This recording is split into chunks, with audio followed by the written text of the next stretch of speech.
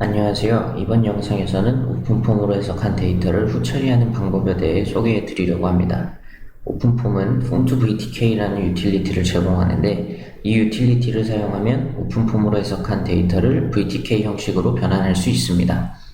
이 유틸리티 덕분에 VTK를 기반으로 하는 그래픽 툴을 이용하여 후처리하기가 용이합니다. 오픈폼과 함께 제공되는 주요 후처리 도구는 오픈소스 시각화 어플리케이션인 파라뷰입니다. 이번 영상에서는 파라뷰를 이용하여 오픈폼 해석 데이터를 후처리하는 방법에 대해 알려드리겠습니다. 지난 영상에서는 심플폼 튜토리얼의 피치데일리 케이스를 해석했었습니다.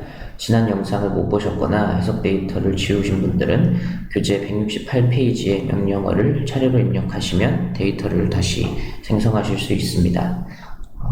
명령어들을 간단히 설명해 드리면, 첫 번째 명령어는 피치데일리 케이스를 런 폴더로 복사하는 명령어입니다.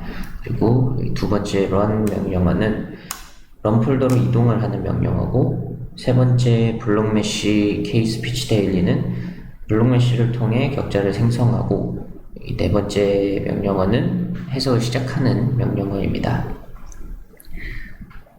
이제 케이스 디렉토리로 이동을 해보겠습니다.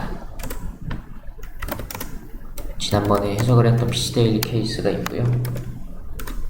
여기 피치데일리 케이스로 이동을 해서 파라뷰를 실행을 해보겠습니다. 여기서 파라폼이라는 명령어를 입력하면 이렇게 파라뷰가 실행이 됩니다.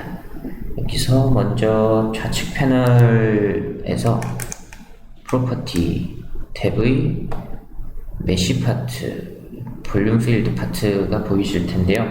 먼저 이 메쉬 파트에서는 어떤 격자의 어떤 부분들을 화면에 나타낼 것인지, 그리고 볼륨 필드에서는 어떤 변수들을 불러올 것인지 선택을 할 수가 있습니다. 여기서 선택을 마치고 이렇게 어플라이 버튼을 누르면 이렇게 화면에 도메인이 띄워집니다. 그리고 이 좌측에 또 파이프라인 브라우저라는 걸 보실 수가 있는데, 파이프라인 브라우저에서는 어떤 데이터들이 활성화되어 있는지를 확인할 수 있고, 또 화면에 띄울지 말지 이렇게 제어할 수 있습니다. 여기 왼쪽에 보이시는 눈 표시를 클릭하면 이렇게 눈이 없어지고, 그렇게 되면 화면에 나오는 게 없게 되고, 이렇게 다시 눈 표시가 되면 화면에 보이는 것을 확인을 할 수가 있습니다. 그리고 여기 보이시는 디스플레이 패널에서는 선택된 데이터를 나타내는 형식과 색상, 이런 부분을 설정하는 부분이고요.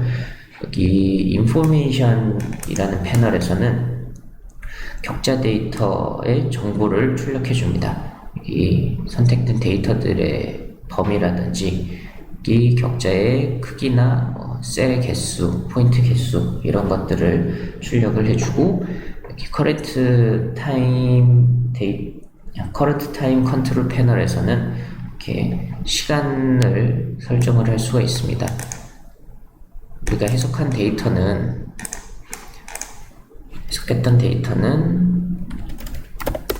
이렇게 보이시는 것처럼 0, 100, 200, 288 이렇게 4개가 준비가 되어 있습니다. 다시 파라폼으로 돌아가서 왼쪽에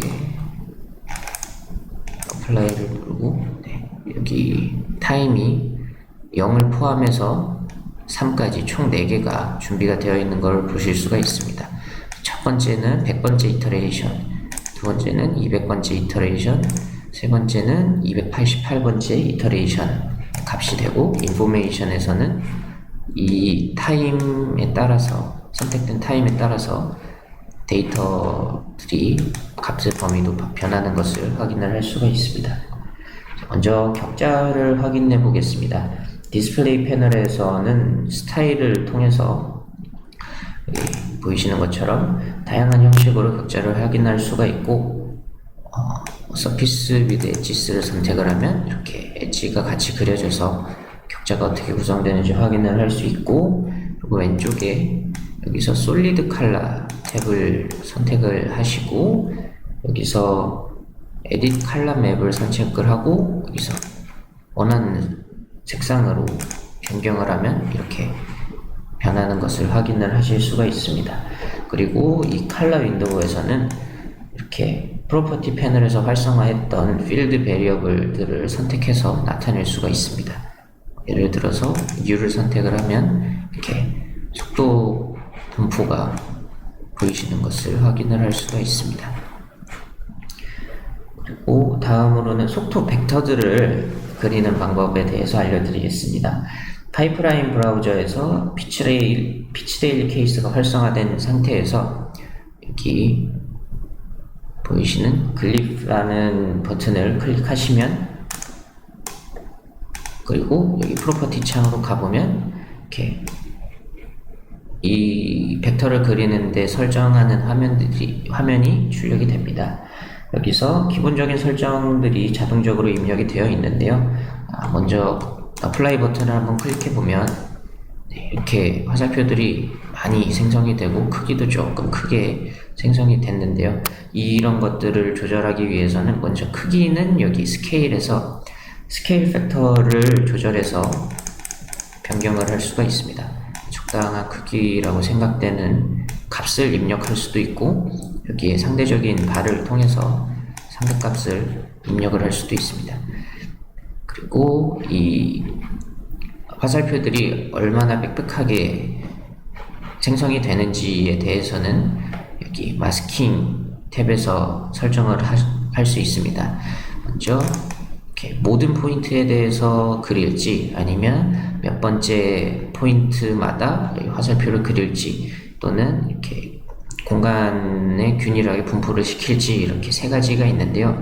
모든 포인트에 대해서 그리게 되면 딱히 선택을 할 수 있는 옵션이 없고, 이렇게 어플라이를 눌러보면 모든 포인트에서 벡터를 그리는 것을 알 수가 있습니다. 그리고 every nth 포인트를 선택을 하시면 여기 1이라고 되어 있으면 모든 포인트에 대해서 그림을 그리겠죠. 그래서 변하는 게 없고, 여기서 예를 들어서 10을 입력해 보겠습니다. 그러면 조금 듬성듬성 이렇게 벡터를 그리는 것을 확인을 할 수가 있습니다. 여기서 어떤 식으로 그릴지에 대해서 이렇게 이 스트라이드 값을 바꿔가면서 이 벡터의 분포를 조절해서 원하시는 그림을 그리실 수가 있겠고요.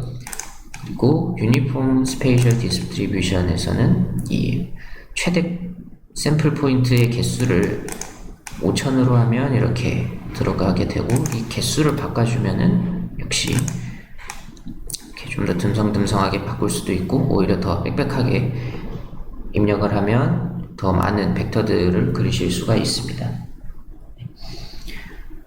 다음으로는 컨투어 플롯을 그려보도록 하겠습니다.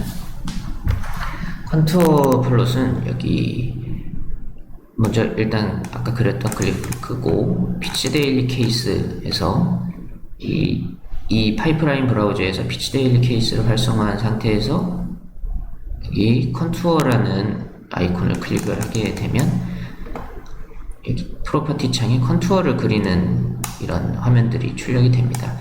네, 여기서 지금은 P라는 값밖에 컨투어를 그릴 수가 없습니다. 컨투어는 스칼라 변수로 그릴 수가 있는데, 기본적으로 오픈폼 해석 결과에는 속도 벡터는 있지만 속도의 크기에 대한 값은 데이터로 저장이 안 되어서 이렇게 속도 컨투어를 그리려면 속도의 크기 값을 따로 생성을 해 줘야 됩니다. 그렇기 때문에 다시 터미널을 열어서 피치데일리 케이스로 이동을 해 보겠습니다. 여기에 0폴더라든지 이런데 보시면은 U는 벡터고 이 속도 벡터에 대한 값만 저장이 되어 있고, 다른 변수들, 속도 크기에 대한 변수는 저장이 되어 있지 않습니다. 그래서 속도 크기를 생성을 해주기 위해서는 포스트 프로세스 명령을 실행을 하시면 됩니다. 포스트 프로세스 명령은 여러 가지 함수가 있는데, 그 중에서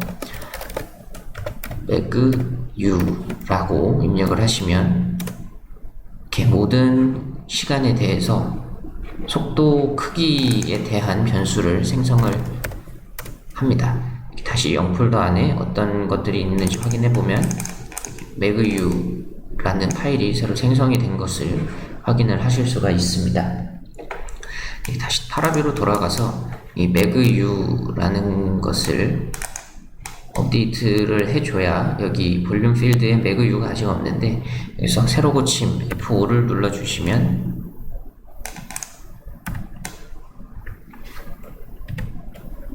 이렇게 megu가 추가가 된 것을 확인을 하실 수가 있습니다. 여기서 체크박스를 체크해 주시고 다시 어플라이를 누르고 컨투어로 돌아가 보면 컨투어를 그릴 수 있는데 매그니튜드 U가 추가되는 것을 확인을 할 수가 있습니다. 그래서 이 매그 U를 선택을 하고 컨투어를 어플라이를 해보면 이렇게 2D라서 지금 이렇게 얇게 그려져서 방금 확인이 안 됐었는데, 이렇게 여기 밸류 레인지로 선택되어 있는 값에 대한 속도 컨투어가 이렇게 그려집니다. 여기서 제일 마지막 스텝의 값을 이용해서 제가 컨투어를 한번 그려보겠습니다. 속도 범위가 0부터 10.1834까지 있으니까 0부터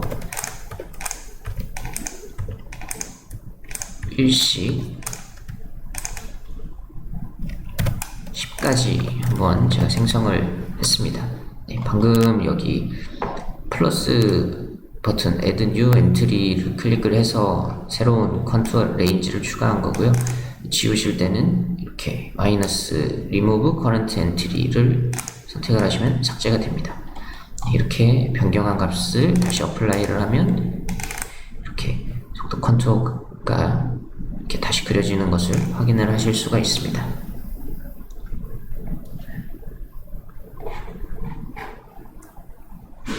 그리고 원래 그려져 있었던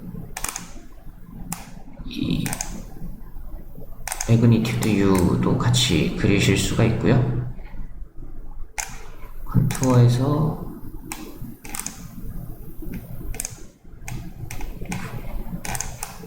그리는 방법들도 이렇게 서피스 위드 엣지로 그리실 수도 있고, 여기서도 와이어 프레임으로 그리실 수도 있습니다.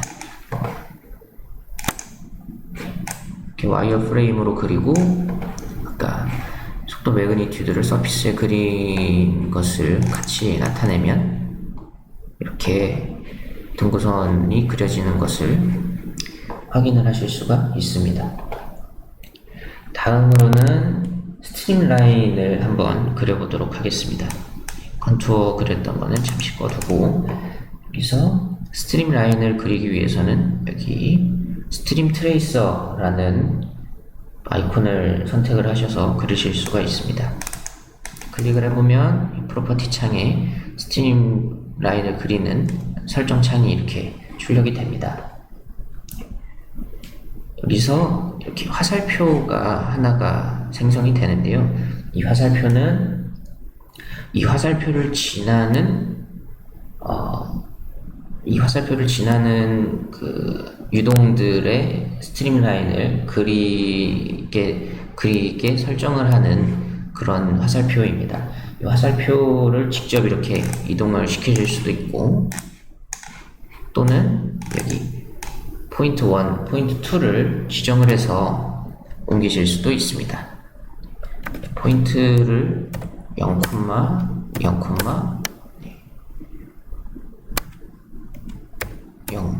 그리고 0, 0.1 여기서 이렇게 값을 입력을 하고 변하는 것들을 확인하면서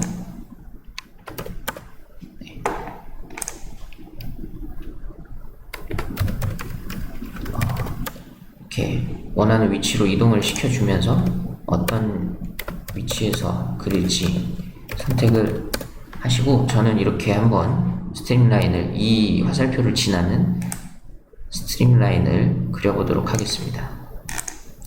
여기서 그리실 때는 어플라이를 클릭을 하면 밑에 스트림라인을 그리는 상황이 표시가 되고, 이렇게 다 완료가 되면 이렇게 스트림라인을 그리게 됩니다. 지금 보이시는 스트림라인은 너무 선들이 많이 들어가서 잘 분간이 안 되는데, 이것은 레졸루션을 적절하게 조절을 해서 나타낼 선의 개수를 바꾸실 수가 있습니다. 조금 더 줄여서 확인을 해보겠습니다. 이런 식으로 스트림라인을 그리실 수가 있겠고요. 이렇게 나타낼 때의 이 컬러는 여기서 또 바꾸실 수가 있습니다. 특정 컬러를 넣으시려면 솔리드 컬러, 그리고 색상을 바꾸시려면 여기서 원하는 색상으로 이렇게 바꿔서 그리실 수도 있고요. 아니면 변수 값에 따라서도 이렇게 그리실 수도 있습니다. 그리고 이번에는 단면을 잘라서 컨투어를 그리는 방법에 대해서 보여드리도록 하겠습니다. 다시 스트림 라인을 그렸던 거는 파이프라인에서 제외를 해주시고, 이렇게 피치 데일리 케이스만을 활성화한 상태에서 여기서 슬라이스 아이콘을 클릭하면 여기 프로퍼티 창이 다시 또 어떤 단면으로 잘라서 컨투어를 그릴지에 대한 설정 화면이 나옵니다. 여기서 먼저 간단하게 XY 평면의 단면을 잘라서 그려보겠습니다. 이는 뭐 X 노멀, Y 노멀, 그리고 Z 노멀을 이렇게 쉽게 입력할 수 있는 그런 버튼들이 있고요. 여기서 XY 평면은 Z 노멀로 클릭을 하시면 선택을 할 수가 있습니다. 이렇게 선택하고 어플라이 버튼을 누르면 단면의 그림이 나오는데요. 2차원의 결과라서 크게 달라지는 것이 없지만 이렇게 단면이 잘려져 있습니다. 단면을 자르고, 이렇게 자르는 단면을 표시하는 것을 끄시고 싶으면 여기 플레인 파라미터에서 쇼 플레인을 체크박스를 해제를 하시면 이렇게 자르는 화면이 없어지고 이렇게 단면만 나오게 됩니다. 그리고 다시 여기서 PC 데일리 오픈품 케이스를 선택을 하시고 또 다른 슬라이스를 이번에는 X 노멀로 한번 생성을 해보겠습니다. 이렇게 X축과 X 노멀한 평면으로 자른 그런 단면이 생성이 됐는데요. 여기서도 플레인을 끄고 이렇게 아까 Z 노멀로 잘랐던 걸 끄시면 이렇게 X 노멀로 한 셀이 이렇게 잘려서 생성이 된 것도 확인할 수 있습니다. 이렇게 같이 두 단면을 같이도 그릴 수가 있고요. 이렇게 여러 단면들을 자른 걸 동시에 표현을 할 수도 있습니다. 그리고 이번에는 슬라이스와는 유사하지만 조금 다른 클립이라는 걸 해보도록 하겠습니다. 이 클립 필터는 슬라이스와 유사하지만 자른 단면을 기준으로 한쪽의 데이터는 남아 있습니다.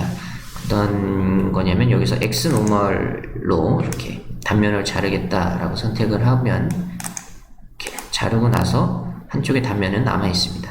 지금 노멀이 1,0,0인데 그 오리진이라고 선택된 요 점에서 그 이전의 값들은 이렇게 남아 있는데 여기서 인버트를 클릭을 해제하시면 또 반대쪽에 값만 남아 있고 이렇게 다시 선택을 하시면 이쪽에 값만 남아 있고, 이거는 이제 어떤 부분을 선택을 하실지 이렇게 본인이 어떤 부분을 남겨서 보여줄지를 선택을 해서 체크를 하시면 됩니다.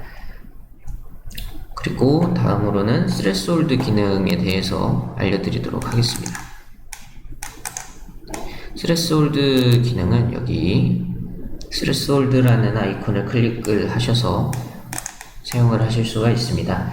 threshold 기능은 특성값 범위의 데이터만 출력을 하는데 사용이 됩니다. 지금 여기 magnitude U가 되어 있는데 이번에는 프레셔 값을 이용해서 해보겠습니다. 여기서 보는 화면도 프레셔를 바꿔서 확인을 해보면 threshold에서 프레셔의 최대값이 14 정도 되고 최소값은 마이너스 7.9인데요. 여기서 이렇게 한 6부터 14, 6.7부터 14.6까지의 데이터를 보겠다라고 선택을 하고 어플라이 버튼을 클릭하면 해당하는 범위의 셀들만 이렇게 표시가 됩니다. 이번 영상에서 파라뷰를 이용한 후처리 방법에 대해서 간단하게 어떤 식으로 파라뷰를 이용해서 후처리할 수 있는지를 알려드렸는데요. 다음 영상에서는 VOF 방법을 사용하는 다상유동 해석 실습을 해보도록 하겠습니다. 감사합니다.